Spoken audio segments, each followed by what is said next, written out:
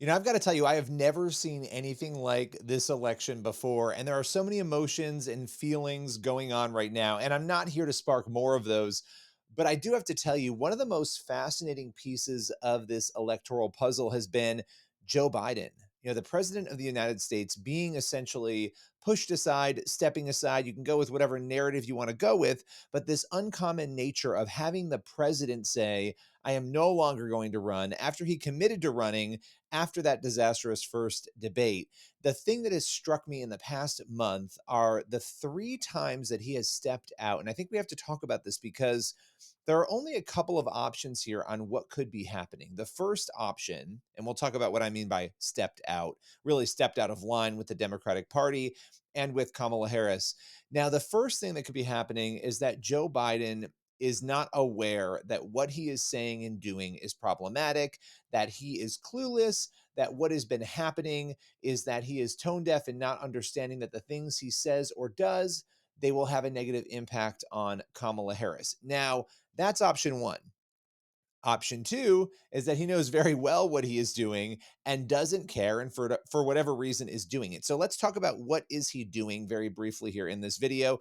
Well, if you go back, I don't know if it was a month ago, I've lost all track of time in this electoral vortex, but he showed up to a press conference, which we don't often see him at press conferences, and essentially told the world that, hey, Kamala Harris has been with me the entire time. Every decision I've made, she has made them with me.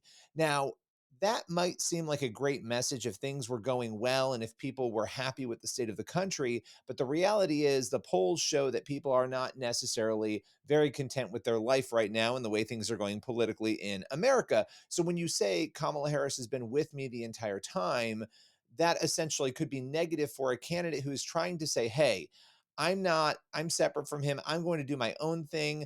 This is a new era, whatever, blah, blah, blah. We can go on and on and on with that. But the point is, he put her in sort of a strange position where she then had to say, well, yes, I've been with him the entire time. I've agreed with him.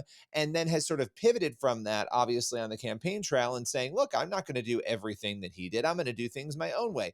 So you had that first moment. But then you had another big moment where Harris and the governor of Florida, DeSantis, they're having a dispute during the hurricane, right? A public dispute.